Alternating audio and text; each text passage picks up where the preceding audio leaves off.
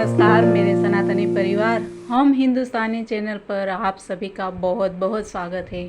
मित्रों, हमने देखा कि वैदिक काल में स्त्रियों की शिक्षा कैसी थी, कौन कौन थी और उसका क्या था महत्व, नारी शक्ति का क्या था महत्व। मित्रों, ये कोई आज की देन नहीं है, ये वैदिक काल से नारियों का सम्मान किया जाता था। हमारे सनातन धर्म में नारियों की पूजा की जाती थी और इसीलिए शक्ति की पूजा का महत्व आज भी बरकरार है। और आज की शिक्षा फ़र्क क्या है वो सब हम जानेंगे। तो मित्रों, इसके लिए आप वीडियो के अंत तक ज़रूर बने रहिए और वीडियो को पसंद आए तो लाइक और शेयर भी कर दीजिए। तो आइए मित्रों, जानते हैं वैदिक काल की शिक्षा पद्धति और आज की हमारी शिक्षा पद्धति। मित्रों, आज की शिक्षा, भले ही स्त्रियां आगे हैं शिक्षा के क्षेत्र में, लेकिन ये शिक्षा किधर लेके जाती है? ये शिक्षा हमारी सनातनी परंपरा से जुड़ी शिक्षा नहीं है। भारत में महिलाएं सदैव सशक्त रही। वे वैदिक काल से लेकर वर्तमान समय तक सशक्त रही। वे सुशिक्षित थे। प्राचीन काल से ही महिलाएं उच्च शिक्षित और पढ़ना लिखना जानती थी। कालिदास के नाटक शकुंतलम में शकुंतला ने दुष्यंत को एक पत्र लिखा था। उनका पालन पोषण एक आश्रम में हुआ। कालिदास के महाकाव्य मेघदूत में यक्ष अपनी पत्नी को एक पत्र भेजता है जो स्पष्ट रूप से पढ़ना जानती थी। यह एक दुखद तथ्य है कि भारत में महिलाओं की पराधीनता मुस्लिम और ईसाई आक्रमण के साथ शुरू हुई। अतः कि किसी भी समाज में महिलाओं की स्थिति उस समाज के पुरुषों की मानसिकता पर निर्भर करती है। अंग्रेजों के समय में मिशनरियों द्वारा मनुस्मृति नामक प्राचीन धर्म ग्रंथ का झूठा उदाहरण लेकर भारत में महिलाओं की स्थिति को नीचा दिखाने का जानबूझकर प्रयास किया था। महर्षि मनु ने अपना प्रारंभिक ग्रंथ पूर्णतः वेदों के अनुरूप लिखा। तो आइए एक नज़र डालते हैं कि वैदिक काल की महिलाओं की तस्वीर पर।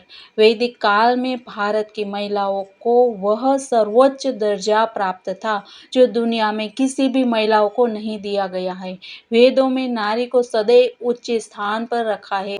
इस बात से समझना बहुत ही आसान है कि सनातन धर्म ही एकमात्र ऐसा धर्म है जो स्त्री के रूप में भगवान की पूजा करता है। हमारी महिला देवताओं को उतना ही सम्मान दिया जाता है जितना हमारे पुरुष देवताओं को। वास्तव में लक्ष्मी नारायण, गौरी शंकर, राधा कृष्ण जैसे दिव्य जोड़ों के नामों से आप देखेंगे कि महिला समकक्ष का नाम हमेशा पुरुष से पहले आता है।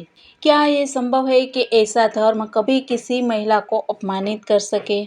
वैदिक काल से ही भारत में महिला को सर्वोच्च स्तर का सम्मान और स्वतंत्रता दी गई है। उन्हें प्रोत्साहित किया गया है और उन्हें अपनी उच्चतम क्षमता तक पहुंचने का पूरा अवसर दिया गया है।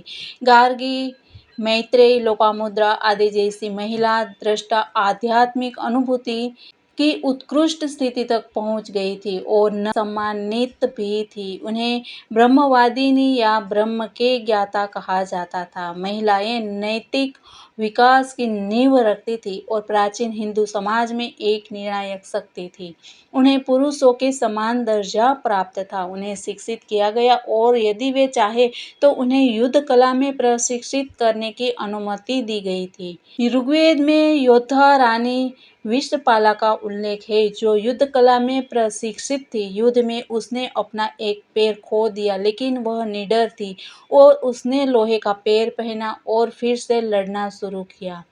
पूरे इतिहास में हिंदू समाज ने कई महिला शासकों को देखा है, जैसे रुद्रमादेवी, रानी अहल्याबाई होलकर, झांसी की रानी आदि, और मीराबाई जैसी संत, गार्गी और मैत्री जैसी दार्शनिक और वैदिक अनुष्ठानों की महिला अभ्यासकर्ताओं का भी इसमें नाम अग्रसर है। एक बात हमें समझनी चाहिए कि उस समय के पुरुषों के चरित्र के कारण ही पूरी दुनिया में महिलाओं का दर्जा।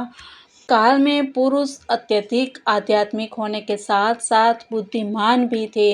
इसीलिए हम पाते हैं कि वेद महिलाओं की बहुत ऊंची बात करते हैं। वैदिक ऋषियों की विशाल संख्या में से हमें 27 ऋषिकाएं महिला ऋषियां मिलती है जिन्हें ब्रह्म ज्ञानी का दर्जा दिया गया था। उल्लेखित अनेकों में से 4 प्रमुख है और ये है गार्गी, मैत्रेय, लोपामुद्रा और कुशा। मित्रों, इन सब की चर्चा हम करेंगे कल की बातों में। तो मित्रों, आज के लिए इतना ही। कल मिलते हैं कुछ नई बातों के साथ। तब तक के लिए सबको जय हिंद, वंदे मातरम, भारत माता की जय।